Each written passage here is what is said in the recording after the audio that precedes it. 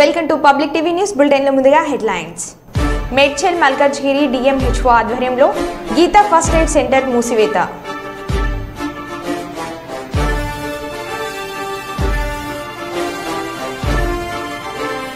ASHA foundation ఆధ్వర్యంలో traffic అవగాహన సదస్సు కార్యక్రమం.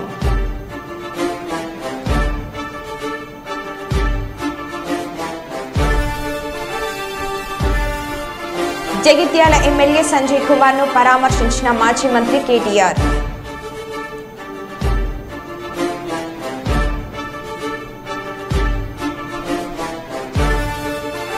ఏలూరులో టీడీపీ తీర్థం పుచ్చుకున్న ఎంఆర్డీ ఈశ్వరి బలరాం.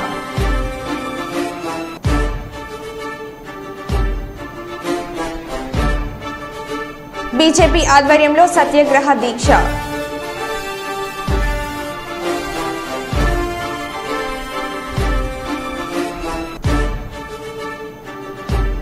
ఎంఆర్పీఎస్ మరియు అఖిలపక్షం ఆధ్వర్యంలో నిరసన చేపట్టిన నాయకులు.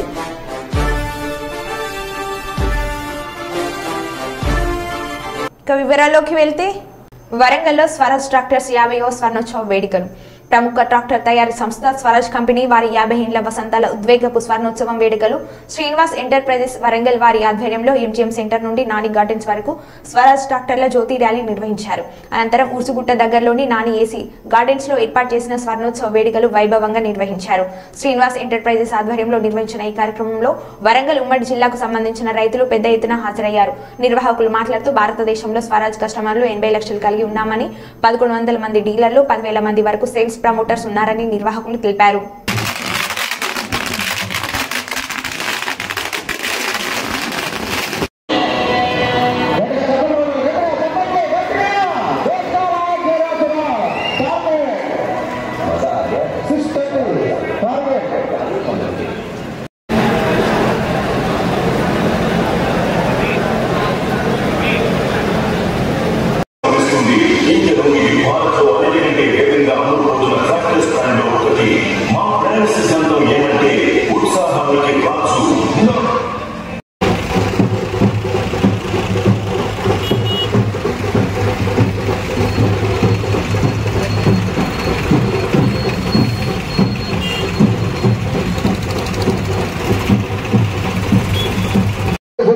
అందరికీ కూడా మా యొక్క శ్రీనివాస జోష్ కా రాజ్ మేరా స్వరాజ్, జోష్ కా రాజ్ మేరా స్వరాజ్ 22 లక్షల స్వరాజ్ కస్టమర్స్ ఉండడం జరిగింది.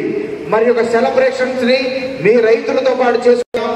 మరి ఇప్పుడు ముందుగా మీ సెల్ ఫోన్స్ కొంచెం సైలెన్స్ లో పెట్టుకోవాలి. ఒక అరగంట వరకు ఈ కార్యక్రమం కొనసాగుతుంది కాబట్టి బ్యాక్ టు బ్యాక్ వచ్చేస్తుంది. 47 సంవత్సరాలు ఈరోజు చేసుకున్నాను. స్వరాజ్ కంపెనీ వాళ్ళు 50 సంవత్సరాలు ఈ ఇయర్లో కంప్లీట్ చేశారు. మేము మా యొక్క రైతులు మాతో ఉన్న ఎంప్లాయీస్ అందరం కలిసి మేము 47 సంవత్సరం ఊహించుకున్నాము. జీఎం కుమార్.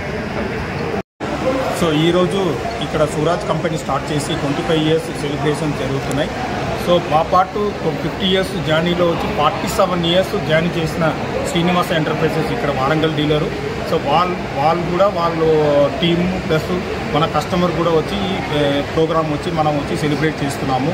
సో ఈ 50 ఇయర్స్ సందర్భంగా వచ్చి మనం కొత్త ట్రాక్టర్ వచ్చి మనం వచ్చి లాంచ్ చేసినాము. టార్గెట్ 630 మోడల్ వచ్చి 4 wheel drive light weight compact సెగ్మెంట్లో వచ్చి మనం వచ్చి లాంచ్ చేసినాము. ఇది వచ్చి మీకు వచ్చి అన్ని రైతులకు స్మాల్ ఫార్మర్స్ అందరికీ వచ్చి ల్యాండ్ ప్రిపరేషన్ నుంచి స్ప్రేయింగ్ వరకు వచ్చి అప్లికేషన్కి వచ్చి మనకు వచ్చి వాళ్ళకి వచ్చి సపోర్ట్ చేస్తుంది. సో మీరు అందరూ ఈ 50 ఇయర్స్ సెలబ్రేషన్లో వచ్చి మా 50 ఇయర్స్ వరకు మనం స్వరాజ్ ఎంత సపోర్ట్ చేస్తారో ఇంకా నెక్స్ట్ వచ్చిన 50 ఇయర్స్లో కూడా ఇంకా మనం వచ్చి ముందుకు పోవాలా. ఈ 50 ఇయర్స్లో స్వరాజ్ దేశంలో నంబర్ 2 బ్రాండ్ వచ్చి మనం పొజిషన్లో వచ్చి అచీవ్ చేసినాము. నెక్స్ట్ 50 ఇయర్స్లో ఇంకా బాగా మనం వచ్చి మీ సపోర్ట్ వల్ల మేము వచ్చి నంబర్ 1 బ్రాండ్ మనం వచ్చి అవ్వాలంటూ వచ్చి కోరికెత్తున్నాం. మీ అందరికీ ధన్యవాదాలు. కన్నకండి. నంద్యాల జిల్లా రుద్రవరం మండలం కొండమాయిపల్లి పంచాయతీ వెల్గలపల్లి గ్రామ పొలిమేర్లలో వెలిసినటువంటి శ్రీ వసాపురం వెంకటేశ్వర స్వామి దేవాలయంలో శోభకృత నామ సంవత్సరం ఆఖరి శనివారం సందర్భంగా స్వామి వారికి ప్రత్యేక పూజలు నిర్వహించారు. ఆ సందర్భంగా ఆలయ ప్రధాన అర్చకులు వారణాసి గోపి శర్మ మాట్లాడుతూ శోభకృత నామ సంవత్సరం ఆఖరి శనివారం కావున భక్తులు అధిక సంఖ్యలో స్వామి వారికి నిర్వహించిన పూజా కార్యక్రమంలో పాల్గొన్నట్లు తెలిపారు. భక్తులందరికీ కూడా శ్రీ వాసాపుర వెంకటేశ్వర స్వామి వారి యొక్క అనుగ్రహం సంపూర్ణంగా ఉండాలని ఈ శోభకృత నామ సంవత్సరంలో చివరి శనివారం సందర్భంగా భక్తులందరూ కూడా విరివిగా పాల్గొని స్వామివారికి ఈరోజు ప్రత్యేక పూజా కార్యక్రమాలు నిర్వహించడం జరిగింది. అలాగే ఈరోజు చేసినటువంటి పూజా కార్యక్రమంలో రాబోయే శ్రీ కోదినామ సంవత్సరంలో మన దేశమంతా కూడా సుభిక్షంగా ఉండాలి, మన రాష్ట్రం సుభిక్షంగా ఉండాలి, అందరూ కూడా పాడి పంటలు సిరి సంపదలతో వర్ధిల్లాలని చెప్పి భక్తులందరూ కూడా ఈరోజు కలిసికట్టుగా శ్రీ వాసాపుర వెంకటేశ్వర స్వామి వారికి పూజా కార్యక్రమాలు నిర్వహించడం జరిగింది. మన భారతదేశానికి అయితేనేమి, మన రాష్ట్రానికి అయితేనేమి, వచ్చినటువంటి భక్తులందరికీ అయితేనేమి ఆ కలియుగవరదుడు శ్రీ వాసాపుర వెంకటేశ్వర స్వామి యొక్క కరుణ కటాక్షాలు అందరికీ కూడా ఉండాలని చెప్తూ రాబోయే నూతన ఉగాది సంవత్సరానికి స్వాగతం పలుకుతూ అందరికీ కూడా శ్రీ కోదినామ సంవత్సర శుభాకాంక్షలు తెలియచేయడం జరిగింది. శ్రీ శ్రీనివాసాయ నమః, శ్రీ వెంకటేశాయ నమః. కాంగ్రెస్ పార్టీ రైతులకు ఇచ్చిన గ్యారంటీలను అమలు చేయాలని మరియు సాగునీరు అందక నష్టపోయిన రైతులకు ఎకరానికి 25,000 రూపాయల నష్టపరిహారం చెల్లించాలని డిమాండ్ చేస్తూ బీజేపీ పార్టీ ఆధ్వర్యంలో మంచిర్యాల పట్టణంలోని ఐబీ చౌరస్తా వద్ద సత్యాగ్రహ దీక్ష చేపట్టారు. ఈ దీక్ష కార్యక్రమంలో బీజేపీ మంచిర్యాల జిల్లా అధ్యక్షుడు Raghunath Verrabelli, BJP Peddapalli parliament MP అభ్యర్థి కోమాసి శ్రీనివాస్, పలువురు రాష్ట్ర జిల్లా నాయకులు, మహిళా నాయకురాలు పాల్గొన్నారు. ఈ సందర్భంగా జిల్లా అధ్యక్షుడు రఘునాథరావు మాట్లాడుతూ కాంగ్రెస్ పార్టీ ఎన్నికల మేనిఫెస్టో అమలులో విఫలం అయిందని మండిపడ్డారు. గతంలో కూడా చాలా సార్లు ఆ ఫారెస్ట్ అధికారులు, నాయకులు, రైతు సోదరులు మరియు ఈ యొక్క కార్యక్రమానికి ముఖ్య అతిథులుగా ఇచ్చేసినటువంటి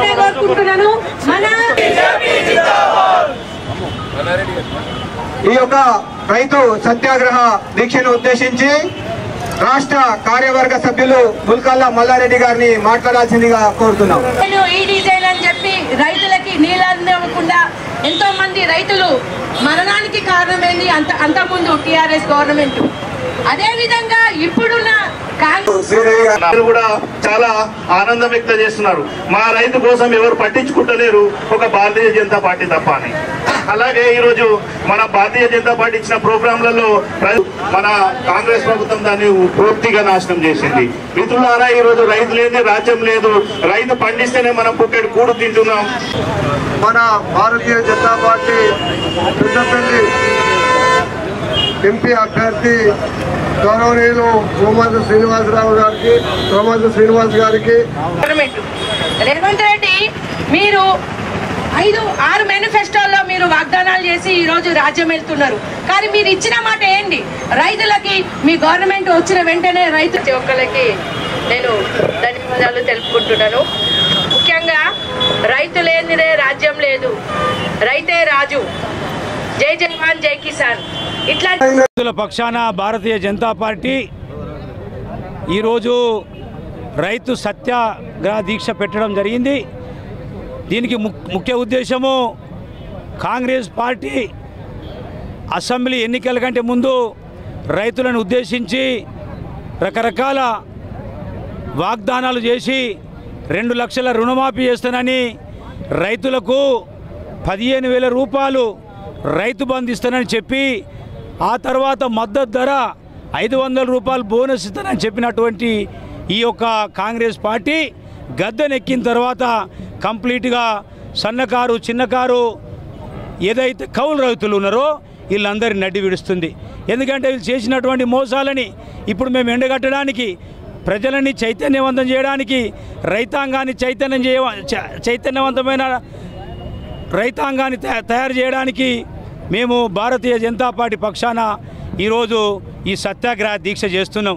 ఎందుకంటే మిత్రులారా, ఈరోజు కాంగ్రెస్ చేసినటువంటి వాగ్దానాలని వెంటనే అమలు చేయాలని, రైతాంగానికి 2 లక్షల రూపాయలు మాఫీ చేయాలని, రైతులకు 15,000 రూపాయల రైతు బంధు ఇవ్వాలని, అంతేకాదు రైతులకు ఇప్పుడు క్రాప్ వచ్చినటువంటి వరిధాన్యం మీద బోనస్గా 500 రూపాయలు ఇవ్వాలని మేము డిమాండ్ చేస్తూ ఈరోజు చేస్తున్నటువంటి ఈ దీక్ష ఏదైతే ఉందో సత్యాగ్రహ దీక్ష పూర్తి స్థాయిలో రైతుల కోసము, రైతుల పక్షాన భారతీయ జనతా పార్టీ తరఫున భారతీయ జనతా పార్టీ రైతు ప్రభుత్వంగా భారతదేశంలో కేంద్ర సర్కారు ఉన్నది. కాబట్టి ఏదైతే కేంద్ర సర్కారు ఉన్నదో ఈరోజు కేంద్రం ఉన్నటువంటి సర్కారు రైతులను కాపాడడానికి రైతులకు శ్రేయస్ కోసము ఈ యొక్క దీక్ష తలబెట్టింది కాబట్టి ఖచ్చితంగా రైతులు అర్థం చేసుకొని ఈ చేసిన మోసాలు కాంగ్రెస్ ఏదైతే చేసిందో దాన్ని అర్థం చేసుకొని రాబోయే ఎన్నికలలో ఆ మోసాలకు ధీటుగా నిలబడి కాంగ్రెస్ను బొందబెట్టి భారతీయ జనతా పార్టీని కాపాడుకోవడం కోసము ముందుకొస్తుందని మేము ఆశిస్తున్నాము. జై శ్రీరామ్.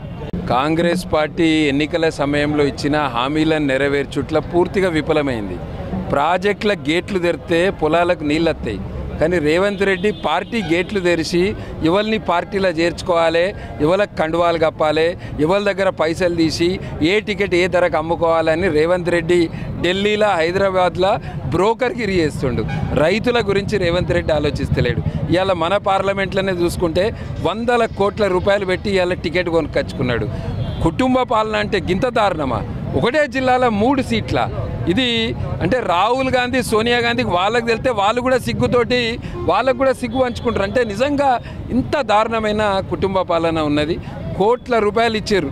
ఇక మన ఎమ్మెల్యేలు మొన్నటిదాకా డ్రామా వేసిర్రు, మేము వ్యతిరేకిస్తున్నాం అని. అందరికీ మంచుకో 10 ముట్టంగానే ఎమ్మెల్యేలు అందరూ కూడా చల్లబడ్డారు. ఇవాళ రైతుల సమస్యలు, పేద ప్రజల సమస్యలు, మహిళలకు 2500 రూపాయలు ఖాతాలు ఎత్తామన్నారు, అనేక హామీలు ఇచ్చి ఇవన్నీ కూడా మర్చిపోయినరు. ఈరోజు బీజేపీ ఆధ్వర్యంలో ముఖ్యంగా రైతులకు 15,000 రూపాయలు ఎకరానికి ఇస్తామని చెప్పినారు. అది ఇవ్వాలి. 2 లక్షల రూపాయల రుణమాఫీ ఇవ్వాలి. 500 రూపాయలు బోనస్ ఇవ్వాలి. ఎండిపోయిన పొలాలకు 25,000 రూపాయలు ఇవ్వాలి. అట్లనే రైతు కూలీలకు 15,000 రూపాయలు చొప్పున ఇవ్వాలని మేము దీక్ష చేపడుతున్నాము. ఈ జిల్లాలో కూడా కాళేశ్వరం ప్రాజెక్టుతో నష్టపోయిన రైతులకు నష్టపరిహారం చెల్లించాలి. అదేవిధంగా కడెం నీళ్ళు అందక ఆజీపూర్, దండపల్లి, లక్షట్పేట మండలాల్లో ఏదైతే రైతులు ఉన్నారో వాళ్ళందరినీ కూడా ఆదుకోవాలి. బీజేపీ పార్టీ రైతులకు అండగా ఉంటుంది.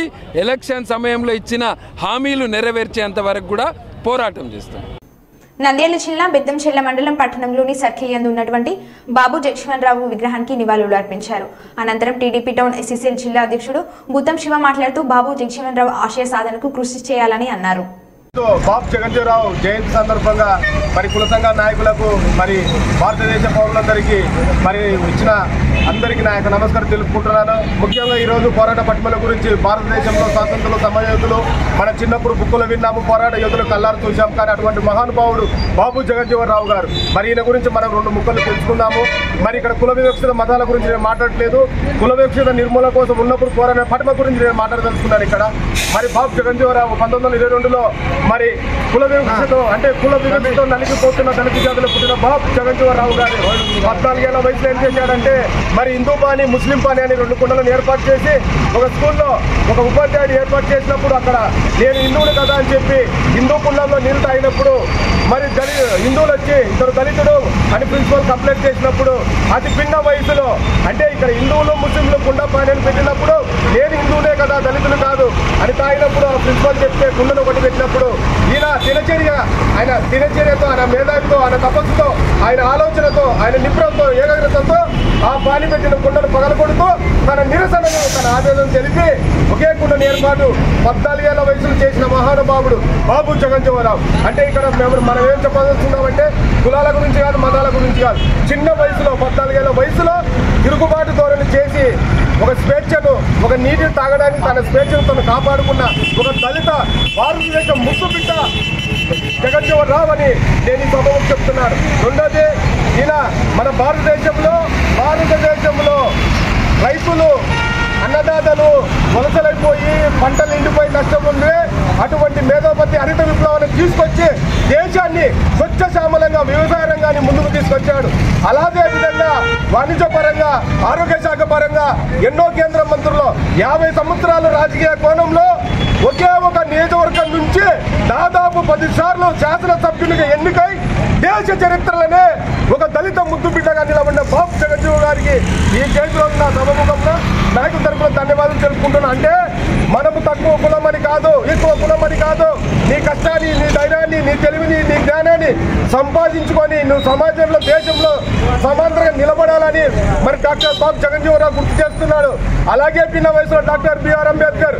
ఈ పేర్లు మహానుభావుల పేర్లు ఎందుకు చెప్తున్నానంటే అంబేద్కర్ అయినా బాబు జగజ్జీవన్ అయినా దళిత జాతి వంశంలో పుట్టి 16 డిగ్రీలు సంపాదించిన డాక్టర్ బిఆర్ అంబేద్కర్ అదేవిధంగా చిన్న వయసులోనే 50 ఏళ్ళలో కులవీక్షిస్తున్న రోజుల్లోనే ఈయన కేంద్ర మంత్రిగా రాజ్యసభ అంటే మనిషి తన జ్ఞానాన్ని తన దమ్మును ధైర్యాన్ని తన మేధోపస్తులు ముందుకు పెట్టి నడిస్తే ఉదాహరణకు డాక్టర్ బాబు జగజ్జీవన్ గారు అంబేద్కర్ గారు అంటే మన దళితుల వంశంలో పుట్టి దళితుల జాతరలో పుట్టి 50 ఏళ్ల సంవత్సరంలో దాదాపు 40 ఏళ్ళు రాజకీయాల్లో కొనసాగగలిగినాడు అంటే కుల వివక్షితున్న రోజుల్లో మరి కాబట్టి భారతదేశ పౌరులందరూ ఈ మహోన్నత నాయకుల ఆశయాలను కొనసాగించాలని వారి ఆశయాలను మన పిల్లలకు భావితరాలకు బోధించాలని ముందుకు పోవాలని సభకు నాకు అవకాశం ఇచ్చిన నాగలరాజు గారికి రాజయ్య గారికి మరియు సుబ్బయ్య గారికి అందరికీ నాకు పేరు పేరున ధన్యవాదాలు తెలుపుకుంటున్నాను. బాబు జగజ్జీవన్ కే జై, బాబు జగజ్జీవన్ రామ్ కే జై, బాబు జగజ్జీవన్ ఆశయాలను కొనసాగిద్దాం, బాబు జగజ్జీవన్ ఆశయాలను కొనసాగిద్దాం. జోహార్ జోహార్ జోహార్ జోహార్ జోహార్ జోహార్ జోహార్ జోహార్ బాబు జగజ్జీవన్ ఆశయాలను కొనసాగిద్దాం, బాబు జగజ్జీవన్ ఆశయాలను కొనసాగిద్దాం. కాంగ్రెస్ పాలనలో రాష్ట్ర రైతాంగం దిక్కుచోచని స్థితిలో అరిగోస పడుతుందని రామగుండ మాజీ శాసనసభ్యులు పెద్దపల్లి టీఆర్ఎస్ అధ్యక్షులు కోరుకంటే ఆవేదన వ్యక్తం చేశారు. బీఆర్ఎస్ అధిష్టానం ఇచ్చిన పిలుపు మేరకు శనివారం ప్రధాన చౌరస్తాలోని కార్యాలయంలో ఏర్పాటు చేసిన రైతు నిరసన దీక్ష కార్యక్రమం ఆయన పాల్గొని కార్యక్రమంలో మాట్లాడారు. ఈ కార్యక్రమంలో టీఆర్ఎస్ సీనియర్ నాయకులు కార్యకర్తలు తదితరులు పాల్గొన్నారు.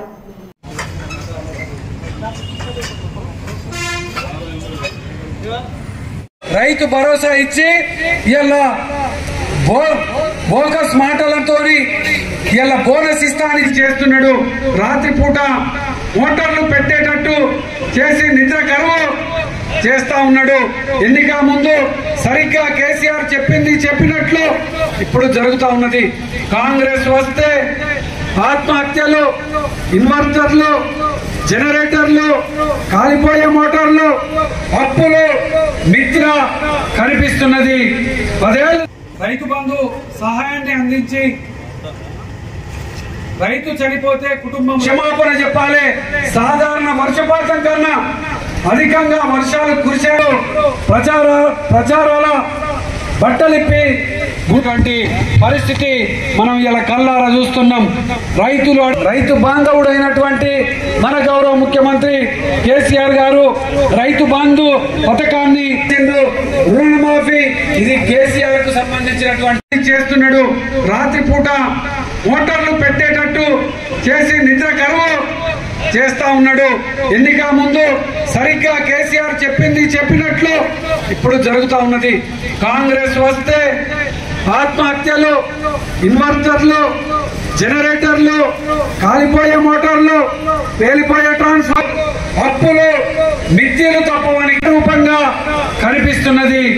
10 ఏళ్ళు సమర్థవంతంగా ముఖ్యమంత్రి మన కేసీఆర్ గారు పరిపాలన చేతగాక 4 నెలల్లోనే ముఖ్యమంత్రి రేవంత్ రెడ్డి గారు వర్షాలు కురవలేదని తప్పించుకునే కుటిల ప్రయత్నం చేయకు క్షమాపణ చెప్పాలి. సాధారణ వర్షపాతం కన్నా అధికంగా వర్షాలు కురిశారు. ప్రచారాల బట్టలిప్పి బుద్ధి రాని యొక్క బోరింగులు వేసేటువంటి పరిస్థితి మనం ఇలా కళ్ళారా చూస్తున్నాం. రైతు బాంధవుడైనటువంటి మన గౌరవ ముఖ్యమంత్రి కేసీఆర్ గారు రైతు బంధు పథకాన్ని రుణమాఫీ ఇది కేసీఆర్ కు సంబంధించినటువంటి రికార్డుగా భారతదేశం అంతా కూడా ఇలా కొనియాడు. హరిగోసపడుతూ ఆత్మహత్యలు చేసుకుంటూ ఏడుస్తున్నటువంటి పరిస్థితి. మన పెద్దలు చెప్పినట్టు రైతు ఏడ్చిన రాజ్యం, ఎద్దు ఏడ్చిన వ్యవసాయము బాగుపడది అని పెద్దలు గతంలో చెప్పినటువంటి మాటలు అక్షరాల నిజమైపోయినాయి. రేవంత్ రెడ్డి సీఎం అయ్యాక రైతు ముఖంలో ఆనందం కరువైపోయింది.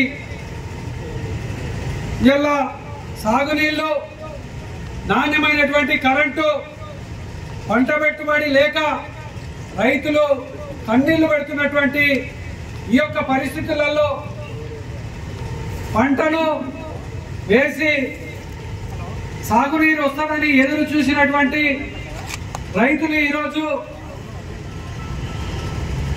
ఆ పొలాల దగ్గరికి వెళ్ళి కన్నీళ్లు పెట్టుకొని ఎకరానికి అప్పు తెచ్చి పెట్టుబడి పెట్టినాము, ఇవాళ మా పొలం ఎండిపోయిందని బాధపడుతున్న సందర్భంలో ఈ ప్రభుత్వంలో ఉన్నటువంటి మంత్రులు మేము సాగునీరు అందియలేమని మాట్లాడిన తర్వాత తెలంగాణ రైతాంగం అంతా కూడా ఇలా ఏమి చేయాలో దిక్కుతోచినటువంటి పరిస్థితులలో ఉన్నది.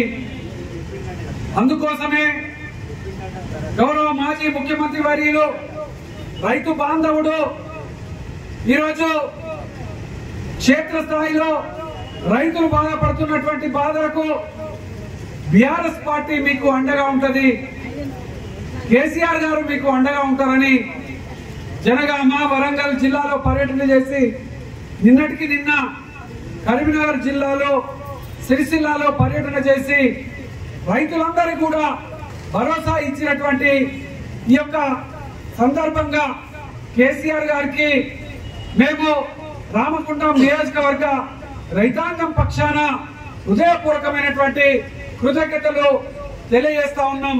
ఎన్నికల సమయంలో ఇచ్చినటువంటి హామీలను నెరవేర్చకపోగా రైతులు ఈరోజు పంట ఎండిపోయి బాధపడుతుంటే ఆ రైతుకు 25,000 నష్టపరిహారాన్ని ఇవ్వాలని డిమాండ్ చేస్తే కనీసం వారిని పట్టించుకోవడం లేదు.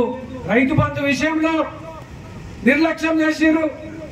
రైతులకు ఇస్తా అన్నటువంటి బోనస్ ను వెంటనే ఇవ్వాలి, 2 లక్షల రూపాయలు రైతు రుణమాఫీ చేస్తానని డిసెంబర్ 9వ తారీఖు నుండే ప్రారంభం చేస్తానని మాట్లాడినటువంటి మాటలు ఇలా ఎవ్వరు కూడా అసలు పట్టించుకోవడం లేదు. అందుకోసమే ఇలా రైతాంగం అంతా కూడా కండర్ర చేసింది, ఉద్యమ బాట పట్టింది. రైతులారా, తెలంగాణ రాష్ట్రంలో మీరు ఈ తెలంగాణ రాష్ట్రం కావాలని కోరుతున్నటువంటి వాళ్ళు, ఈ తెలంగాణ వస్తే కరెంటు బాధలు నీళ్ల బాధలు పోతాయి అనుకున్నటువంటి వాళ్ళు, అందుకోసమే కేసీఆర్ గారు మీకు ముందుగా భారతదేశంలో ఎవ్వరు లేనటువంటి విధంగా మీకోసం కార్యాచరణ తీసుకున్నారు. ఇవాళ మీకు కష్టమైతే నష్టమైతే కూడా కేసీఆర్ గారు ఇవాళ ముందు బాగానే నిల్చుండి బీఆర్ఎస్ పార్టీ మీకు అండగా ఉంటది, ఉద్యమకారులు మీకు అండగా ఉంటారు. ఇలా గ్రామాలలో పట్టణాలలో ఉన్నటువంటి రైతులు అందరూ కూడా ఇలా అధైర్యపడుతున్నారు. మీరెవ్వరు కూడా అధైర్యపడద్దు. బీఆర్ఎస్ పార్టీ ఉద్యమ నాయకత్వం అంతా కూడా మీకు అండగా ఉంటది. తప్పకుండా మీకు పంట జరిగినటువంటి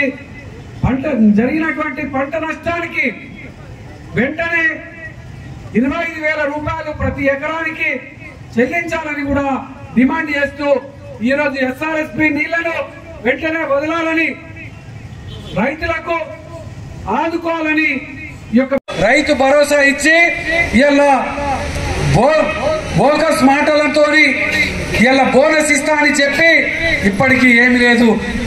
మేడ్చల్ మల్కజ్గిరి డిఎంహెచ్ఓ ఆధ్వర్యంలో సరైన పత్రాలు పర్మిషన్ లేని క్లినిక్ ను సీజ్ చేయడం జరిగింది.